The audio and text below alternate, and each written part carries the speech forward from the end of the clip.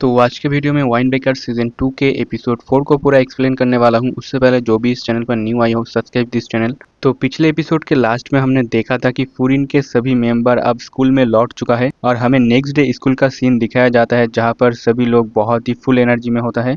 तभी उन्हें रियलाइज होता है कि साकुरा आज स्कूल पर नहीं आया है। तो नायरे कहता है मैं कॉल लगा के देखता हूँ, और जैसे ही नायरे कॉल लगाता है साकुरा कॉल को उठाता है और फिर कट कर देता है, जो देखकर तो सभी लोग शॉक होता है और पूछने लगता है आखिर उसके साथ हुआ क्या है। इस पर नायरे कहता है शायद मुझे लगता है कि उसे कोल्ड हुआ होगा। उसके बाद सीन चेंज होता है, हम सुहो और नायरे को देखते हैं जो जा रहा होता है साकुरा के घर उसे देखने के लिए, क्योंकि साकुरा का तबीयत खराब है। लेकिन साकुरा का घर एग्जैक्ट कहाँ पर है वो उन्हें नहीं पता, लेकिन नायरे के पास उसका लोकेशन था। एंड जब वो लोग यहाँ पर आके पहुंचता है तो वो लोग तो देखकर शॉक होता है कि ये तो एक हॉन्टेड हाउस है। सुहो ऊपर जाके जब कॉलिंग बेल बजाता है तो वो भी काम नहीं कर रहा था एंड दरवाजा पहले से ही खुला हुआ था। सुहो घर के अंदर झांक के देखता है तो उसे दिखाई देता है कि साकुरा की शूज यहाँ पर पड़ी हुई है और घर का कंडीशन भी बहुत खराब है। सुहो चिल्लाते हुए कहता है साकुरा तू घर पर है क्या, बट कोई भी आवाज नहीं आता अंदर से। तो सुहो घर के अंदर ही घुस जाता है, जो देखकर नायरे कहता है अरे किसी के घर में ऐसे ही बिना परमिशन के घुसना तो गलत है ना। इस पर सुहो कहता है सिचुएशन को देखकर ऐसा लगता है कि साकुरा इस घर में अकेला ही रहता है एंड तबीयत खराब होने के वजह से वो अपने बॉडी को मूव तक नहीं कर पा रहा होगा। तो क्या होगा अगर उसके साथ कुछ बुरा हो जाता है तो। ये सुनकर तो नायरे बहुत जोर से चिल्लाने लगता है कि ऐसा नहीं हो सकता, जो सुन के साकुरा बाहर आके कहता है तुम लोग दूसरों के घर में घुस के इतना जोर से शोर क्यों मचा रहे हो। एंड साकुरा की तबीयत बहुत ही खराब था, वो ठीक से चल भी नहीं पा रहा था। तो सुहो उसे बेड पर ले जाता है और नायरे बाकी का सामान उठा के लाता है। एंड घर के अंदर आके तो वो लोग और भी ज्यादा शॉक होता है कि साकुरा के घर में ज्यादा कुछ सामान नहीं है। तो नायरे पूछता है क्या तुम अकेले ही रहते हो। साकुरा कहता है हाँ, तुम्हें कोई प्रॉब्लम है। ये लोग पूछता है क्या तुमने मेडिसिन लिया है। साकुरा कहता है नहीं। एंड ये लोग उसके लिए खाना वाना भी लाए थे, लेकिन साकुरा हर चीज के लिए मना कर देता है। नायरे बस यही कहता है कि क्लासमेट को तुम्हारी बहुत ज्यादा फिक्र हो रही थी, इसलिए उन्होंने बहुत सारे गिफ्ट्स भेजा है तुम्हारे लिए ताकि तुम जल्द से जल्द ठीक हो पाओ। एंड नायरा ये भी कहता है कि तुम्हें सब कुछ अकेले करने की जरूरत नहीं है, तुम हम पर भरोसा कर सकते हो। इस पर साकुरा कहता है कि इसकी जरूरत नहीं है क्योंकि मैंने आज तक सब कुछ अकेला ही किया है एंड तुम लोगों को ज्यादा चिंता करने की जरूरत नहीं है क्योंकि मैं जल्द ही ठीक हो जाऊंगा एक अच्छी नींद लेने के बाद। जिससे सुहो नायरे को लेके वहां से चले आते हैं। तो नायरे पूछता है कि हम साकुरा के पास क्यों नहीं रुके। इस पर सुहो बताता है कि साकुरा के घर को देखकर ऐसा लगता है कि वो वहां पर काफी टाइम से अकेला ही रहता है एंड ये दोस्त वगैरह उसके लिए नहीं है और उसे दोस्ती का मतलब भी नहीं पता। एंड उसे तो ये भी नहीं पता कि दोस्तों पर भरोसा कैसे किया जाए, इसलिए उसके ऊपर ज्यादा प्रेशर ना दे के उसे अकेला छोड़ना ही बेहतर होगा, क्योंकि उसे भी पता होना चाहिए कि उसके पास कुछ ऐसा दोस्त है जो उसे बुरे वक्त पर मदद कर सकता है। सुहो नायरे से ये भी कहता है कि अगर वो कल स्कूल नहीं आया तो हम फिर से उससे मिलने जाएंगे। नायरे सुहो की बात समझ जाता है, लेकिन फिर भी उसे टेंशन हो रहा था। वो साकुरा को ये कहना चाहता था कि उसके पास भी दोस्त थे जिन पर वो भरोसा कर सकता है, क्योंकि नायरे ने प्रॉमिस किया था कि वो उसे टॉप पर ले जाने में हेल्प करेगा। लेकिन साकुरा हमेशा अपना रास्ता खुद बनाता है, बट फिर भी नायरे चाहता था कि एटलीस्ट जब वो किसी मुसीबत पर हो तब मैं उसे हेल्प कर सकूं। तभी यहाँ पर कोटोहा आ जाती है। उसके बाद सीन चेंज होता है, हम साकुरा को देखते हैं उसके बॉटल में पानी खत्म हो गया था, इसलिए वो उन बैग को चेक करता है जो नायरे और सुहो उसके लिए लाए थे। इस बैग के अंदर काफी सारे चीजें थी जो उसके क्लासमेट ने उसके लिए भेजा है, जो देखकर साकुरा तो इमोशनल हो जाता है क्योंकि वो हमेशा अपना काम खुद करता था और वो अपने ऊपर ही डिपेंडेंट रहता था और वो किसी की भी फिक्र नहीं करता था। लेकिन उमेमिया के हिसाब से वो अपने दोस्तों की फिक्र करता है, इसलिए फाइट के बीच में वो फ्रीज हो गया था। बट साकुरा तो ये बात मानने को तैयार ही नहीं था। वो कहता है पता नहीं मुझे क्या हो गया। तभी उसे एहसास होता है कि उसके घर में कोई घुस आया है। वो तो बहुत ही डर जाता है, लेकिन एक कोतोहा होती है जो उसके लिए गर्म खाना बना के लाई थी और कुछ मेडिसिन भी। और फिर वो साकुरा से कहती है देखकर लगता है कि तुम यहाँ पर अकेला रहते हो, लेकिन ये घर जैसा नहीं लगता क्योंकि तुमने अपने खिड़की पर पर्दा भी नहीं लगाया और घर पे ज्यादा सामान भी नहीं है।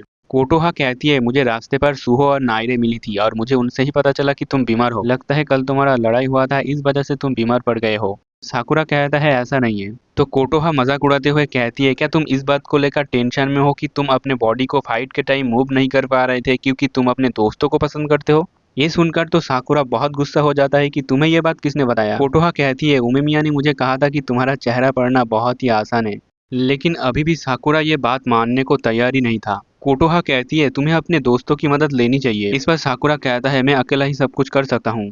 कोटोहा अब उसकी खाने का कटोरा छीन लेती है और पूछती है क्या तुम इसे बना भी सकते हो। तुम्हें तो सिर्फ इसके अंदर इंग्रेडिएंट्स डालना है, लेकिन तुम्हारे पास तो गैस स्टोव भी नहीं है। नायरे और बाकी सब लोगों ने तुम्हारे लिए इतना कुछ लेकर आया और मैं भी तुम्हारे लिए गरम खाना बना के लाई हूँ। इस पर साकुरा कहता है कि मैं ये सब कुछ अपने आप से खरीद सकता हूँ। इस पर कोटोहा कहती है भले ही तुम अपने आप से सब कुछ कर सकते थे, लेकिन तुम्हारा काम बाकी लोगों ने आधा कर दिया, इसलिए तुम अपने आप को रिकवर करने में ज्यादा फोकस कर सकते हो। साकुरा को ये बात सुन के काजी की याद आती है और वो फिर से खाना खाना शुरू कर देता है। एंड अगले सुबह तक साकुरा बिल्कुल ठीक हो जाता है और वो स्कूल जाके काजी से मिलता है। साकुरा उससे कुछ बात करना चाहता था, लेकिन काजी के क्लासमेट काजी को चिढ़ाने लगता है कि भाई तू तो बहुत ज्यादा फेमस हो गया। इसे सुनकर काजी भी शर्माने लगता है और वो साकुरा को लेके कहीं दूसरे जगह पर चले जाता है। और अब साकुरा काजी से कहता है कि किल के फाइट में उसे लगा था कि वो अपने आप से ही सब कुछ हैंडल कर सकता है, लेकिन ऐसा नहीं हुआ था। उस फाइट को जीतने के लिए साकुरा को सेकेंड ईयर स्टूडेंट की मदद लेनी पड़ी, जिस वजह से वो बहुत ही ज्यादा गुस्से में है। बट काजी अपने वाइस कैप्टन और अपने लोगों पर बहुत ज्यादा भरोसा करता है। तो साकुरा पूछता है तुम उनके ऊपर इतना ज्यादा भरोसा कैसे कर सकते हो और मैं तुम्हारे जैसा कैसे बन सकता हूँ। इस पर काजी साकुरा को एक कॉफी का बोतल देता है और उसे लेके स्कूल के छत में आ जाता है।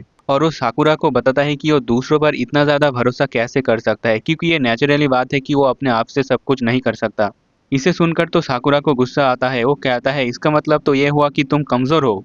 इस पर काजी साकुरा के हाथ से कॉफी का बोतल ले लेता है और उसके ऊपर ग्रीन टी का लेबल मार देता है और कहता है इसके ऊपर ग्रीन टी लिखा है, लेकिन अंदर से ये कॉफी है। मतलब लेबल बदल देने से अंदर की सच्चाई नहीं बदलती। और अंदर से तुम भी जानते हो कि तुम सब कुछ अकेले हैंडल नहीं कर सकते, तुम्हें दूसरे लोगों की जरूरत है। लेकिन तुम दूसरे लोगों से मदद लेने से डरते हो, क्योंकि तुम सोचते हो कि ऐसा करने से लोग तुम्हें कमजोर कहेंगे। ये सुनने के बाद साकुरा तो बहुत ज्यादा शॉक होता है। वो अपने मन में सोचता है मैंने तो ये सब कुछ बहुत ही पहले ही पीछे छोड़ दिया है और मुझे फर्क नहीं पड़ना चाहिए कि लोग मेरे बारे में क्या सोचता है, क्योंकि मैंने उन सबको दिखाया है कि मैं कितना अच्छा फाइटर हूँ। इसलिए उन्होंने मुझे ग्रेट कैप्टन बनाया, लेकिन मैं उनके उम्मीदों पर खड़ा नहीं उतर पाया। तभी काजी कहता है पता नहीं तुम अपने बारे में क्या सोचते हो, क्योंकि सबको तो पता है तुम बहुत ज्यादा डरपोक हो। जो सुन के साकुरा तो शॉक होता है कि लोगों को इसके बारे में कैसे पता चल गया। काजी कहता है तुम हमेशा ऐसे ही गला फाड़ के चिल्लाते रहोगे तो लोग तुम्हारे बारे में क्या सोचेंगे। जस्ट लाइक बिल्ली हमें देखकर चिल्लाता है क्योंकि वो हमसे डरते हैं। और फिर काजी कहता है कि मैंने सुना था कि इस छत के उस कोने पर एक भूत रहता है। एक दिन एक रात को एक लड़का यहाँ पर आया था एंड उसने उस कॉर्नर पर एक लड़की को खड़े हुए देखा था जिसने एक ही कलर की ड्रेस पहनी थी, लेकिन जब दूसरे दिन वो चेक करने आया तो उसे दिखाई दिया कि एक ब्लैक कलर की प्लास्टिक बैग डंडे में अटक गया था। साकुरा कहता है कि उसे लगा होगा कि भूत है, लेकिन वो तो फालतू में डर गया। काजी कहता है एग्जैक्टली तुम्हारे केस में भी यही है। तुम्हें लगता है कि लोग तुम्हें पसंद नहीं करते, इसलिए तुम फालतू में डर गए। बट एक इंसान दूसरे इंसान के मन में क्या चल रहा है वो नहीं बता सकता। लेकिन तुम डरपोक हो ये जानने के बाद भी तुम्हारे दोस्त तुम्हारे साथ खड़े हैं, क्योंकि उन्हें तुम पर भरोसा है और तुम्हें भी उन पर भरोसा करना चाहिए। तभी सडनली पीछे से उमेमिया ताली बजाने लगता है, क्योंकि उमेमिया और हिरागी यहाँ पर बहुत टाइम पहले से ही खड़ा था। उमेमिया कहता है सच में क्या स्पीच दिया काजी, तुम तो बहुत बड़े हो गए हो। ये सब देखकर तो काजी बहुत ज्यादा शर्माने लगता है और उमेमिया अपना मुंह बंद ही नहीं कर रहा था, तो काजी उमेमिया के मुंह पर एक जोरदार पंच मार देता है एंड वो यहाँ से भाग जाता है। उमेमिया कहता है सच में काजी तो बहुत बड़ा हो गया, क्या पंच मारा उसने। पास से हिरागी कहता है तुम्हें एक लात भी पड़नी चाहिए थी। और अब उमेमिया साकुरा से पूछता है काजी की बात सुनने के बाद तुम्हारे मन में क्या ख्याल आया, क्योंकि ऐसे कई चीज है जो मैं भी नहीं कर सकता, लेकिन इससे मुझे डर नहीं लगता, क्योंकि मुझे पता है कि बोफुरिन में सब उसे अपना लेंगे। इसलिए हमें एक दूसरे पर डिपेंड रहना चाहिए और एक दूसरे को माफ करके आगे बढ़ना चाहिए। एंड मैं चाहता हूँ कि तुम भी अपने दोस्तों पर भरोसा करो। एंड अब साकुरा को भी सब समझ में आ जाता है। इसके बाद उमेमिया हिरागी से कहता है काजी तो बहुत समझदार हो चुका है। वही हम देखते हैं कि एक दिन हिरागी भी काजी को छत पर लेके आया था एंड उस टाइम उसके पास भी एक कॉफी की बोतल थी। इसका मतलब काजी ने उस सेम टेक्निक को ही यहाँ पर साकुरा पर इस्तेमाल किया है।